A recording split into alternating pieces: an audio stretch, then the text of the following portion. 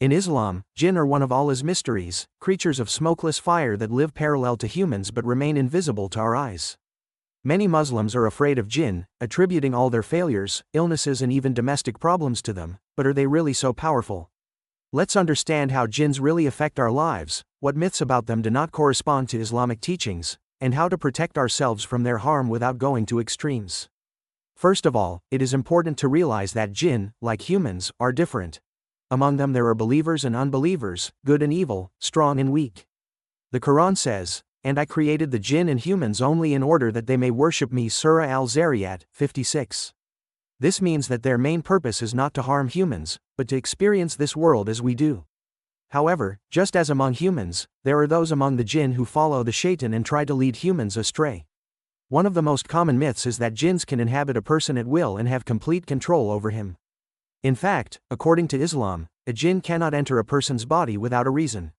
There must be certain conditions for this to happen: severe sin such as witchcraft or constant zikr of shaitan, weak faith, and lack of protection through Quranic recitation and dua.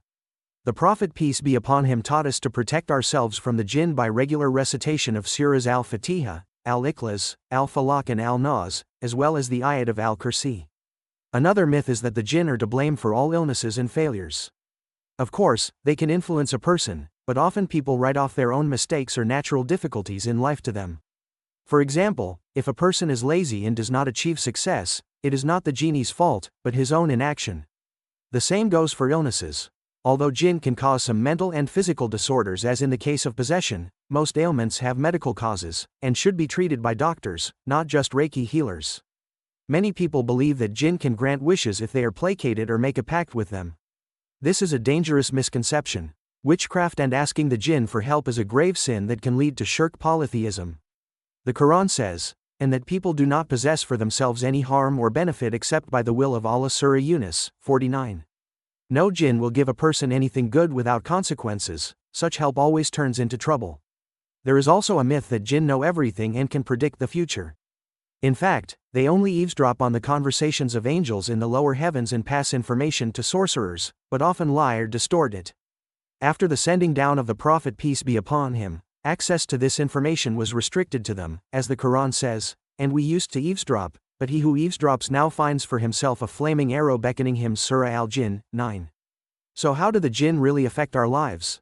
Their influence is most often manifested through whisperings, vasvas that increase doubt, fear, or sinful thoughts, temporary disturbances in affairs e.g. sudden problems before an important event, nightmares and restlessness in sleep, physical weakness or strange pains with no medical cause in rare cases. But it is important to remember, jinn are not omnipotent. Their power is limited by the will of Allah, and a believer who observes religion, reads the Quran and avoids sins is protected from their harm. The Prophet peace be upon him said, "If a person recites the ayat of Al-Qursi before going to sleep, Allah will appoint an angel to guard him and the jinn will not come near him until morning." Al-Baqarah. How do you distinguish between the real influence of the jinn and fiction? Here are a few signs. 1. A strong negative reaction when reciting the Quran if a person starts screaming, crying or twitching for no reason. 2. Sharp hatred towards religious rituals, although this was not the case before. 3. Voices or visions that are not explained by a mental disorder. 4. Symptoms unexplained by doctors that appear and disappear suddenly. If you suspect a jinn influence, don't panic.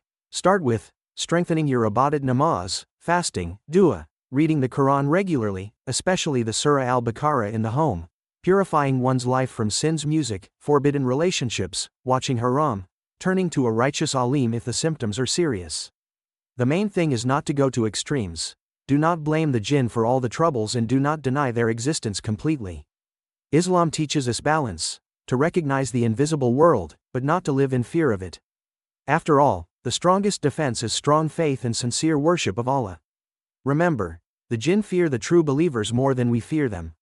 As one of the righteous said, if you knew how the jinn flee from the one who recites, La ilaha illa Allah, all the time, you would never stop saying it.